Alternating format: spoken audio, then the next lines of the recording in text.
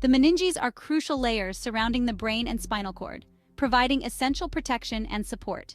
They consist of three distinct layers: dura mater, arachnoid mater, and pia mater, each with unique characteristics and functions.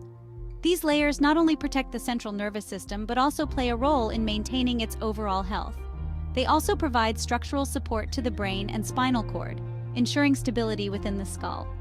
The dura mater is the outermost layer, known for its durability. It is tough and thick, providing a strong protective barrier. The arachnoid mater is the middle layer, situated between the dura mater and pia mater. It looks like a spider web, with a delicate web-like structure that cushions the brain. The pia mater is the innermost layer, lying closest to the brain tissue. It is very thin and delicate, adhering closely to the contours of the brain. The meninges have vital functions beyond protection. They help to cushion the brain, absorbing shocks and preventing injury. They also create a barrier against infections, preventing harmful pathogens from reaching the brain. Lastly, they carry blood vessels that supply the brain with essential nutrients and oxygen. Understanding the meninges is important for medical professionals and students alike. It helps us know how diseases like meningitis affect the body, causing inflammation and other serious issues.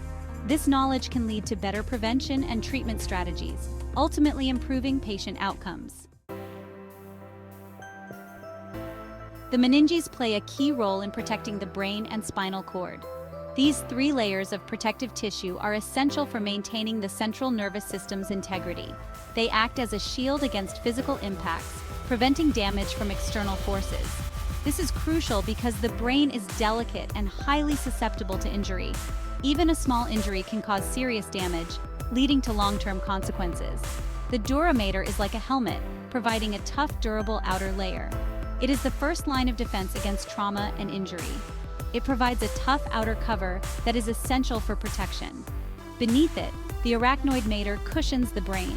It absorbs shocks and prevents jarring movements.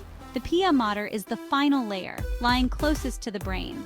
It hugs the surface of the brain and spinal cord closely, providing a delicate yet crucial layer of protection. These layers also prevent infections by acting as a barrier. The meninges form a barrier that keeps bacteria and viruses out, safeguarding the brain. This helps in maintaining a sterile environment around the brain, which is vital for its health. Another role of the meninges is to support blood vessels, ensuring they remain in place. These vessels supply the brain with oxygen and nutrients, which are essential for its function. This is vital for brain health, as a constant supply of nutrients is necessary. Without these nutrients, the brain cannot function properly, leading to potential cognitive issues. Meningitis is an inflammation of the meninges. This inflammation is usually caused by an infection. The infection can be bacterial, viral, or fungal. Sometimes it can also be due to other causes like cancer or injury. Bacterial meningitis is the most severe form. It can be life-threatening.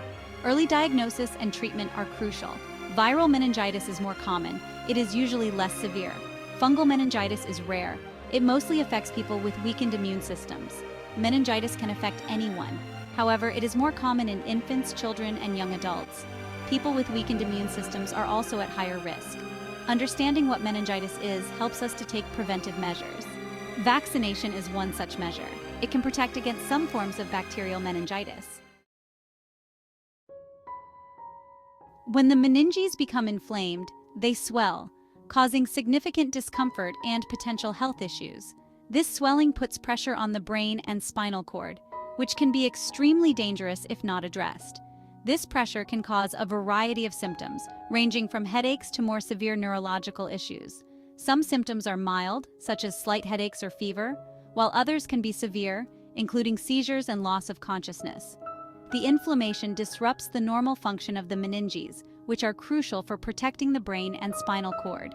It can affect the flow of cerebrospinal fluid, or CSF, which is vital for cushioning the brain and spinal cord. CSF is the fluid that surrounds and protects the brain and spinal cord, playing a key role in their overall health. Disruption of CSF flow can lead to severe complications, including increased intracranial pressure. The swelling can also damage the blood vessels in the meninges, leading to further complications. This can reduce the supply of oxygen and nutrients to the brain, which is essential for its function. Lack of oxygen can cause brain damage, which can be irreversible if not treated promptly. In severe cases, meningitis can lead to permanent brain damage, affecting the patient's quality of life. It can also cause death if not treated promptly, making it a medical emergency. Early diagnosis and treatment are crucial to prevent these complications and ensure the best possible outcome for the patient. Section 5. Common symptoms of meningitis. Meningitis has several common symptoms. One of the most common is a severe headache. This headache is often described as the worst headache ever experienced. It is usually accompanied by a stiff neck. Fever is another common symptom. The fever can be very high. It is often accompanied by chills. Sensitivity to light, also known as photophobia, is another sign. This can make it painful to look at light. Nausea and vomiting are also common. These symptoms can make it difficult to eat or drink. Fatigue and drowsiness are other signs. People with meningitis often feel extremely tired. These symptoms can appear suddenly. They can also worsen very quickly. It is important to seek medical help immediately if you experience any of these symptoms. Section 6. Symptoms in infants and adults. Meningitis symptoms can vary based on age. Infants may not show the same symptoms as adults. This can make diagnosis more challenging. In infants, common symptoms include irritability and constant crying. They may also have a fever and refuse to eat. A bulging fontanelle, the soft spot on a baby's head, is another sign. Infants with meningitis may also be difficult to wake. In adults, the symptoms are more pronounced. Severe headache and stiff neck are common. Adults may also experience confusion or difficulty concentrating. Sensitivity to light and sound is also more common in adults. It is important to recognize these symptoms. Early detection can lead to prompt treatment. This can reduce the risk of complications. Section 7. Methods for diagnosing meningitis. Diagnosing meningitis involves several steps. The first step is a physical examination. The doctor checks for symptoms like fever, stiff neck, and headache. They may also look for sensitivity to light. Blood tests are often done next. These tests can detect signs of infection. They can also help identify the type of infection. Imaging tests like MRI or CT scans may also be used. These tests can show swelling or inflammation in the brain. A lumbar puncture or spinal tap is a key diagnostic tool. This test involves taking a sample of cerebrospinal fluid, or CSF. The CSF is then analyzed for signs of infection. Early diagnosis is crucial. It allows for prompt treatment. This can prevent complications and improve outcomes.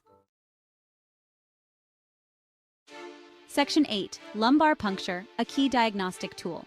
A lumbar puncture is often used to diagnose meningitis. It involves inserting a needle into the lower back.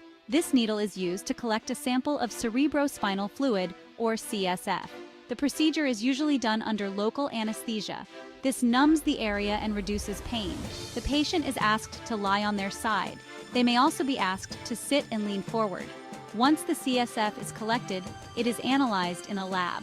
The analysis looks for signs of infection. This includes bacteria, viruses, or fungi. The CSF can also show signs of inflammation. A lumbar puncture is a safe procedure. However, it can cause some discomfort. It is an important tool in diagnosing meningitis. It provides crucial information that guides treatment. Section 9. Treatment options for meningitis.